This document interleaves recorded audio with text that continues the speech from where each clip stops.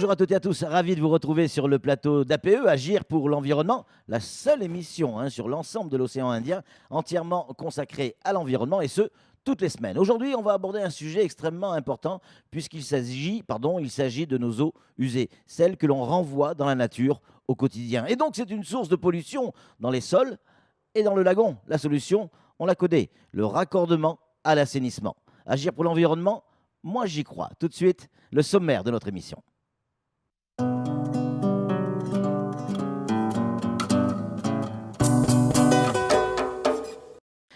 Dans ce nouveau numéro d'APE, nous allons nous familiariser avec l'assainissement. Qu'est-ce que c'est? Comment ça marche? Pourquoi c'est indispensable? Et comment faire pour se raccorder? Nous allons tenter de tout comprendre avec nos invités, notamment Michel Jousset, qui représente le président Bavi, président du SIAM, bien évidemment. On aura également Céline Thiriat, chef du projet Plan Eau d'Homme, service environnement et prévention des risques à l'ADEAL, et Yves Raja, directeur de l'agence de Mayotte, AFD. Nous parlerons de la feuille de route de l'assainissement à Mayotte et de ses enjeux, mais aussi de ses difficultés. Et bien évidemment, en fin d'émission, on retrouvera Anne-Constance Anguena. Nous reverrons ensemble les chiffres qui sont les plus importants concernant l'assainissement. Comment on assainit l'eau à Mayotte ? Nous allons faire la connaissance de ces professionnels qui travaillent dans les stations d'épuration de Mayotte qui nettoient l'eau. Oui, l'eau que nous allons utiliser dans nos maisons, l'eau que nous allons utiliser pour vivre tout simplement. Nous allons découvrir en images ce que veut dire le raccordement de notre foyer au réseau d'assainissement. Regardez ce reportage signé Pierre Bellucci et Daniel Dunon.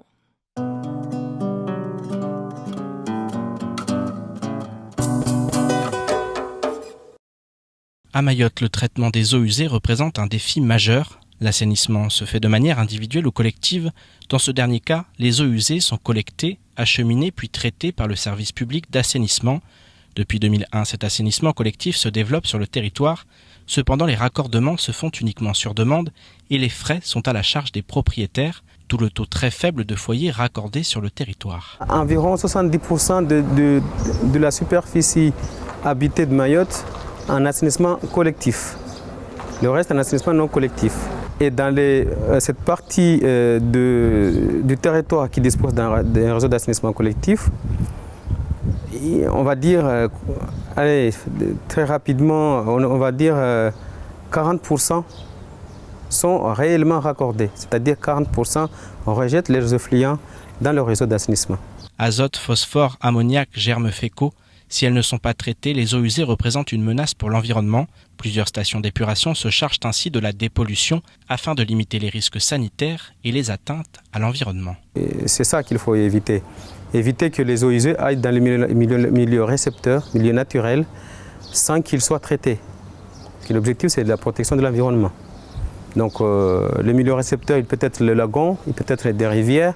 Donc d'une manière ou d'une autre, c'est le lagon qui est impacté. Donc on a des zones de baignade qu'il faut protéger, on a des mangroves qu'il faut protéger. La station d'épuration dite du Baobab à Mamoudzou collecte les eaux usées des habitants raccordés de Cavani, d'une partie de Mtsapéré, de Mkombani, de Mamoudzou, de Kaweni et de Majikavo. Une fois ces eaux usées collectées, plusieurs étapes sont nécessaires avant de les renvoyer dans le milieu naturel. On a récupéré les eaux usées. Donc ici on a des grosses machines, on appelle ça des dégrilleurs grossiers qui va retenir les gros déchets. Premier gros déchet qui arrive, on verra le type de déchets qu'on sort. Donc ça arrive, c'est surtout tout ce qui est sachet, ça arrive qu'on prenne des canettes. Donc tout ce qui est grossier est retenu ici en premier temps. En fait, c'est pour protéger les organes électromécaniques qui sont après. Donc les déchets sont stockés dans une benne et ça va partir en décharge après. Après ce pré-traitement, l'eau subit 3 opérations. Le dégrillage et le tamissage, le dessablage et enfin le dégraissage qui vise à éliminer les huiles en faisant remonter les graisses puis en les raclant à la surface de l'eau. Pour les dépolluer, les eaux usées sont traitées par le processus de boue activée qui utilise les boues issues du pré-traitement. Les bactéries contenues dans ces boues sont employées comme outil de traitement. Il faut arriver là et les disperser dans l'ouvrage. Et on voit bien ici la différence entre ce bassin et le bassin précédent. C'est qu'ici, il n'y a pas d'agitation. Il n'y a pas de brassage. Donc c'est l'objectif en fait, c'est de laisser décanter l'eau pour pouvoir récupérer la boue d'un côté et l'eau qu'on voit là qui repart. On voit bien que l'eau elle est assez propre. Donc cette eau, elle passe par là et ça arrive sur ce canal-là.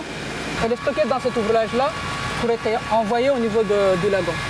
Le schéma directeur d'assainissement à Mayotte fixe qu'avant le 31 décembre 2027, toutes les agglomérations de plus de 2000 habitants devront posséder un système d'assainissement collectif. Pour remplir cet objectif, la station d'épuration du centre a été mise en service début 2019. Par ailleurs, le SIAM engage des travaux afin de réaliser de nouvelles steppes à Mamoudzou Sud, Tsingoni, Petite Terme, Zamboro et Bouéni.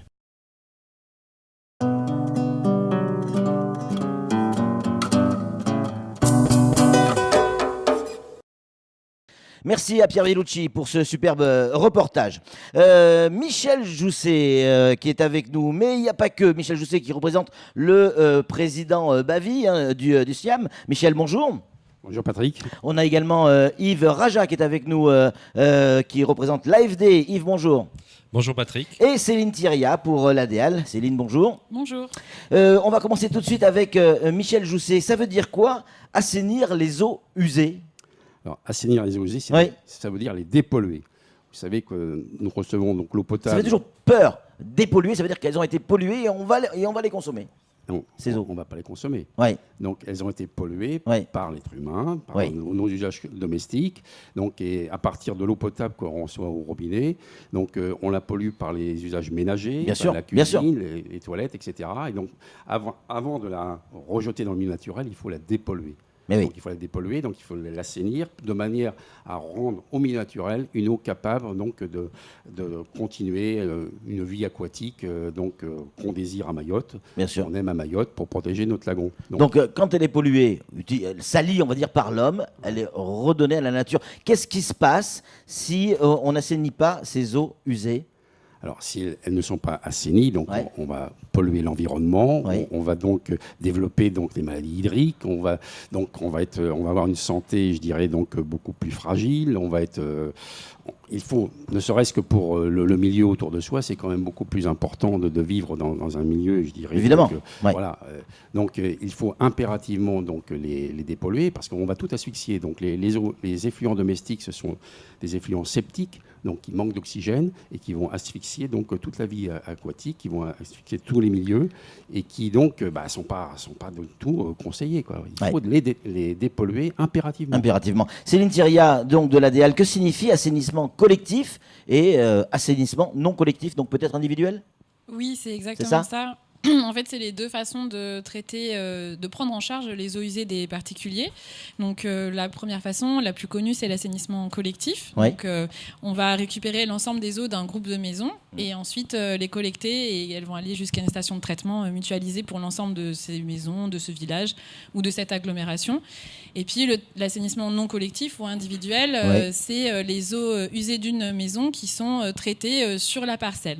Voilà. Alors, la répartition sur Mayotte ? Donc cette répartition, elle a été évaluée dans le schéma directeur d'assainissement. Elle est à peu près de 76% pour le collectif et le reste en non collectif. Comment ça a été choisi ? En fait, c'est tout simplement une question de densité et derrière de coût. Donc ça coûte moins cher de collecter les eaux d'un groupe dense de maisons et puis de les traiter à un seul endroit. Et puis quand les maisons sont plus éparpillées, il vaut mieux rester à la parcelle. Michel Jousset, quand l'eau est traitée, elle devient quoi exactement ? Quand l'eau est traitée, donc elle est restituée donc au milieu naturel, donc dans une rivière. Mais comment elle est restituée ? C'est-à-dire que c'est des tuyaux tout simplement qui balancent l'eau dans la nature. C'est soit des pompes, soit c'est gravitaire. D'accord. Après les systèmes de traitement qu'on a mis en place. Donc pour séparer donc notamment la boue. C'est un sujet qu'on parlera peut-être après parce que c'est un problème sur le département. Bien sûr. Également. Donc il faut séparer l'eau, la boue, la traiter et rendre, je disais tout à l'heure, rendre au milieu naturel une eau de qualité qui correspond à des normes. Yves Raja, vous êtes le directeur de l'AFD. Qui a en charge l'assainissement non collectif ? Écoutez, je répondrai d'abord sous forme de boutade. Ça n'est pas l'AFD. Qu'est-ce que j'ai dit ? Non, on n'avait pas dit que c'était l'AFD de toute façon. Mais ça n'est pas l'AFD. Ah bon D'accord. Ça n'est pas l'AFD parce que juste histoire de présenter l'AFD et ce que l'on fait et ce que je fais sur ce plateau. Donc l'AFD, c'est une banque de développement. Banque parce qu'on finance, on apporte du financement long terme sous forme de prêts aux collectivités locales, dont le SIAM. Bien sûr. Et on est une banque de développement parce que donc on intervient en appui conseil auprès auprès des collectivités locales, ce que l'on fait donc largement auprès du SIAM. On n'intervient pas que sur les Outre-mer, on intervient sur l'ensemble des pays étrangers, pays émergents et pays en voie de développement, et on est le fer de lance du développement du gouvernement français. Alors, pour répondre à la question, ça n'est pas l'AFD, ça n'est pas le SIAM non plus. Ce sont les communes en fait qui n'ont pas transféré cette compétence donc au SIAM lorsqu'elles ont transféré leurs compétences en matière d'assainissement. Et aujourd'hui, la réalité, c'est qu'il n'y a pas eu de service public d'assainissement non collectif mise en place ici à Mayotte, au contraire de la métropole où tout doucement, progressivement, depuis les années 2000, on a un certain nombre de services qui se sont mis en place, donc 4000 sur la métropole pour 36 000 communes. Voilà, donc ici à Mayotte, pour conclure, tout reste à faire. Eh bien justement, Céline, on dit que Mayotte est très en retard en matière d'assainissement. Ça veut dire quoi, très en retard ? Très en retard, ça peut être vu de différentes façons.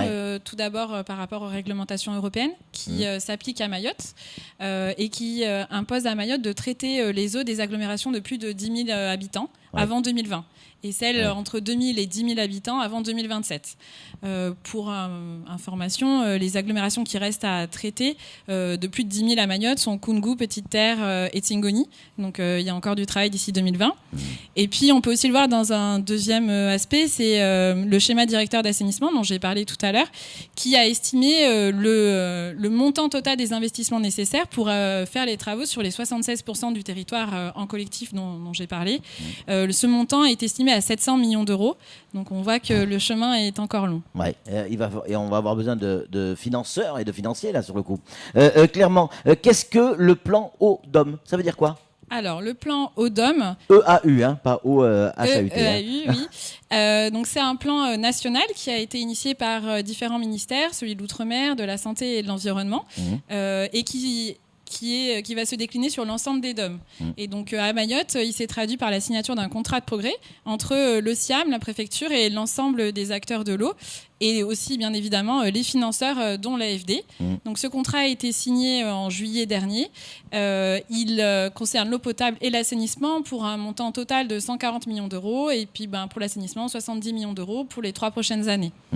Voilà. L'AFD, on en parle, elle vient de le dire, c'est le financeur quand même des grands projets. Alors, c'est un des deux grands financeurs du contrat. Mais c'est incontournable aujourd'hui. Mais on ne pourrait pas faire seulement avec l'AFD.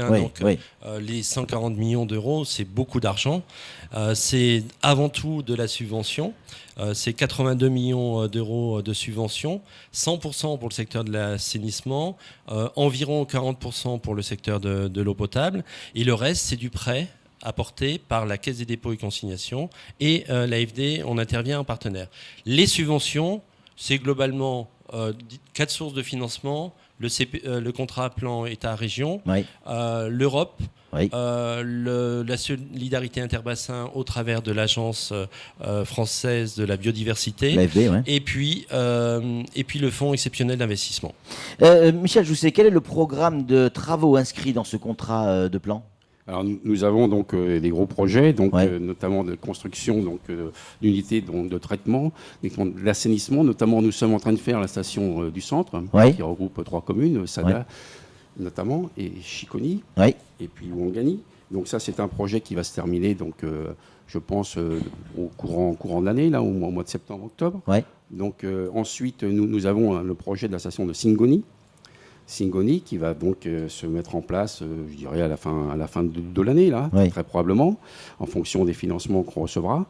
On a donc la station de Mamoudzou Sud, sur la région de Passamenti, Baïbé, là, qui va se démarrer dans les 2 mois à venir. Là.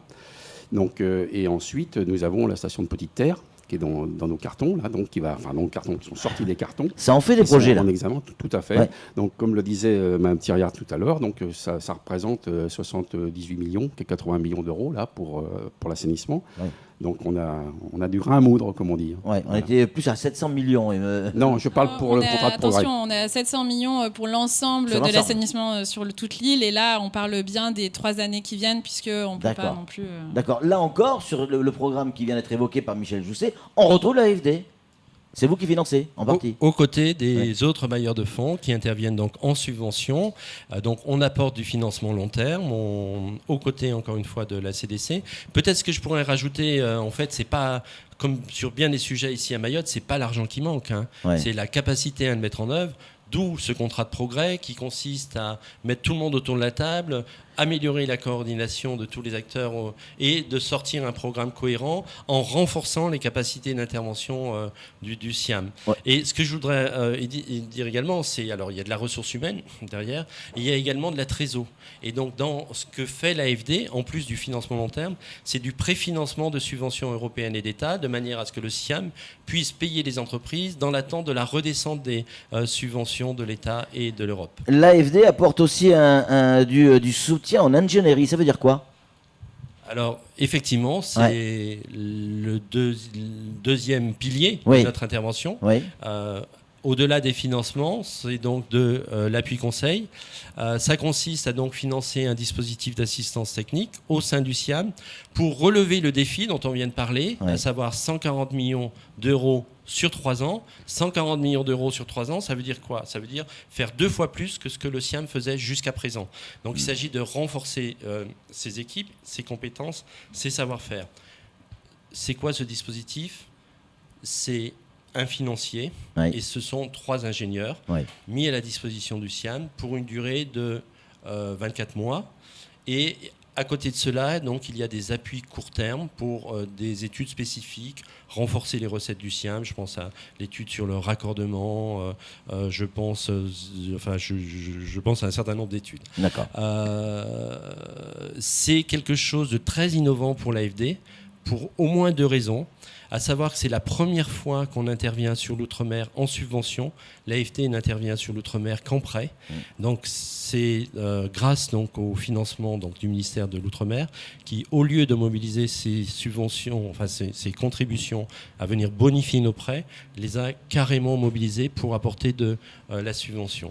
C'est également une autre innovation parce qu'on finance un dispositif d'assistance technique à un maître d'ouvrage local, mais sur l'outre-mer. On le fait sur les pays étrangers. C'est la première fois qu'on le fait sur l'outre-mer. C'est donc une expérience qui est très regardée, bien au-delà de Mayotte, pour savoir si on apporte des réponses et qu'on peut le reproduire ailleurs. Michel Jousset, on construit des stations d'épuration, ok, mais les habitants doivent se raccorder. Or, ça tarde un peu. Comment on l'explique ? C'est vrai, les raccordements tardent. Nous essayons de faire de la communication auprès des usagers pour qu'ils se raccordent et de manière à apporter une charge polluante donc, à la station qui est faite pour traiter ces eaux plutôt que garder cette pollution donc, autour de la maison. Donc, alors pourquoi ça tarde ? Parce que bon, déjà il y a aussi un financement aussi qui est à mettre en place. Enfin, il y a le branchement qui se fait sur la partie publique et après une fois que le branchement est fait sur la partie publique, sur le trottoir si vous voulez, il y a le raccordement de la maison individuelle. Et ça c'est à la charge de... Et là bon, tout le monde effectivement il y a des problèmes de moyens. Également, c'est aussi une des raisons, hein. Il ne faut pas se cacher la face. On réfléchit aujourd'hui à des solutions donc, peut-être innovantes qu'on va peut-être mettre en place dans les années à venir, mais c'est pour essayer de faciliter donc, ces raccordements. Mais sachez qu'effectivement, c'est un gros problème pour le SIAM parce qu'en plus, ça nous fait des recettes en moins. Donc, nos investissements ne sont pas rentabilisés. Nos usines tournent donc à très faible débit alors qu'on a des charges identiques de fonctionnement pratiquement identiques que s'il était à moyenne charge. Donc ça pose d'énormes problèmes et c'est pour ça que nous incitons très fortement les usagers donc, à nous contacter pour voir comment on pourrait les aider donc, pour se raccorder donc, au réseau qui passe devant chez eux. Voilà. Céline, comment je peux savoir si je dépends de l'assainissement collectif ou individuel ? Pour le savoir, vous vous tournez vers votre mairie qui est en charge de l'assainissement et qui saura vous dire si vous êtes en collectif ou non. Attention, à partir du 1er janvier 2020, ça va changer. Il y a le transfert des compétences. Donc, par exemple, à Mamoudzou, vous devrez vous adresser à la CADEMA. D'accord, voilà. Ok. Oui, bon, ça, combien ça coûte ? Parce que Michel vient de le dire, c'est un problème. Combien ça coûte de se raccorder ? Alors, il y a deux parties dans le raccordement. Il y a le branchement entre le réseau et la clôture de la maison. C'est ce qu'on va appeler le branchement public. Donc, le SIAM le prend à sa charge dans le cadre de nouveaux projets. Oui. Par contre, il y a effectivement la partie raccordement entre la sortie des eaux usées et la clôture de la maison. Et ce raccordement est estimé entre 2 000 et 2 500 euros. Ouais. Il y a des coûts, il y a des aides pour participer à ces coûts. Malheureusement, pour l'instant, il n'y a pas d'aide. Chacun se débrouille. Chacun doit se débrouiller, effectivement. Ouais. Il faut quand même voir que derrière, c'est un faible coût par rapport à toutes les infrastructures qui ont été faites en aval, donc le réseau, la station d'épuration. Donc, c'est pas un si gros coût finalement, et puis c'est pour des dizaines d'années. Par contre, c'est effectivement un sujet dont tout le monde a conscience et sur lequel nous travaillons avec Monsieur Jousset et le SIAM pour trouver des solutions d'aide. Ouais, donc, c'est pas hyper encourageant pour ceux qui vont nous écouter ou nous regarder. C'est-à-dire que, du coup, il vaut mieux attendre un peu, voir s'il y a des aides qui se débloquent. Alors, il faut juste rappeler que c'est une obligation de se raccorder à un réseau qui passe devant chez soi. De toute façon, vous serez facturé de la taxe assainissement sur votre facture d'eau potable. Donc, quitte à être facturé, autant profiter du service. C'est clair. Et cette facture pourrait être doublée si, au bout d'un an, vous n'êtes pas raccordé. On le voit sur la facture, il y a une ligne réservée à ça. Oui. Très exactement, c'est pour participer au service qui est rendu. Il faut bien imaginer, on a tendance à tirer la chasse d'eau et à oublier ce qui se passe derrière, mais c'est quand même des réseaux, des stations d'épuration, des hommes qui s'en occupent, de l'électricité pour faire tourner les stations de pompage et de l'ingénierie pour avoir réfléchi à tous ces réseaux. Donc c'est de l'argent et c'est un service. Michel, pourquoi on n'est pas mieux informé de tout ça? Parce que c'est hyper intéressant. Non, et d'ailleurs, votre émission, cher Patrick, est aussi pour informer. C'est vrai. Voilà. Mais bon, il n'y a pas que nous. Je veux dire, c'est quand même un enjeu hyper important, l'assainissement à Mayotte. Je pense qu'il y a une prise de conscience aujourd'hui de tout le monde, des médias. Donc, vous investissez beaucoup dans ce sujet. Donc, nous faisons des campagnes chaque année de communication, en lien de plus en plus maintenant avec des professionnels. Donc, il faut savoir que l'an dernier, on a donc à peu près une trentaine de jeunes qui ont été sur le secteur de Dembéni et Brandélé pour proposer, voir comment on pourrait aider les usagers pour se raccorder. Non, je pense que là, le problème de la communication n'est plus tabou. Il faut se raccorder, on communique. L'an prochain, on va faire une campagne de publicité également. Donc je pense qu'il va y avoir prochainement avec les factures des petits papillons rappelant l'urgence et l'importance du raccordement. Parce que, bien évidemment, on a derrière ce problème de pollution de notre lagon. Anne-Constance, la proportion des habitants de Mayotte qui bénéficient d'un système d'assainissement, est-ce qu'on la connaît précisément aujourd'hui? Précisément, oui. Enfin, en tout cas, j'espère que mes données sont à jour. Là, je suis bien entourée.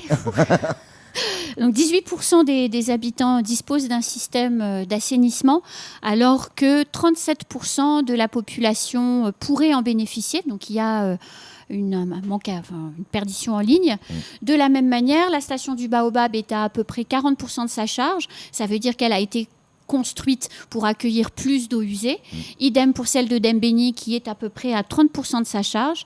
Et si on fait une comparaison avec l'ensemble de la France, donc incluant l'outre-mer, nous on a 18% de population qui bénéficie d'un dispositif d'assainissement. En France, c'est 95%. Les maladies liées à l'eau à Mayotte, ça existe vraiment ou c'est un fantasme? Ah non, ça existe vraiment. Les deux maladies, c'est l'hépatite A et la fièvre typhoïde. 30 fois, le taux de prévalence est 30 fois supérieur à la métropole pour l'hépatite A et 13 fois supérieur pour la fièvre typhoïde. Donc réellement, c'est un vrai sujet, étant entendu que l'OMS dit que 6% des décès à travers le monde sont liés à de l'eau sale. Merci beaucoup Anne-Constance, merci également à tous nos invités, merci à Michel, merci à Yves, merci à Céline pour votre intervention ce matin.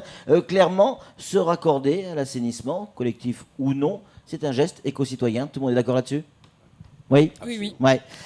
C'est parfait, si tout le monde est d'accord là-dessus. Nous, on va se retrouver évidemment la semaine prochaine pour un nouveau numéro d'APE. D'ici là, soyez extrêmement prudents. Et puis, croyez-moi, on a le droit d'y croire. Agir pour l'environnement, c'est possible.